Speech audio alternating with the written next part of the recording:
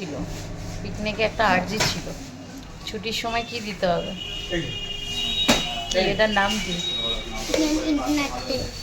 Internet, এই তো বলতে পেরেছে। সস সস সস চলে এসছে।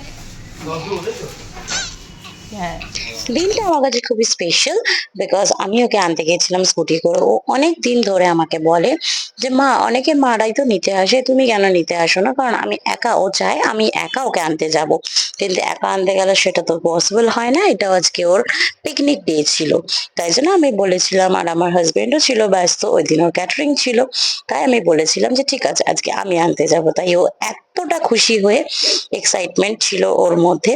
তো তারপরে ও খুব ভালো লাগে ওর মিয়ামারের চিকেন ইন্টারনেট, তাই ওর আর্জি ছিল তুমি স্কুটি করে নিতে এসে আমাকে চিকেন ইন্টারনেট খাওয়াবে, আর আমি তোমার স্কুটি করে ফিরবো। এইভাবে আমাদের দিনটা আজকে স্কুলের ফিরলো। Bye bye.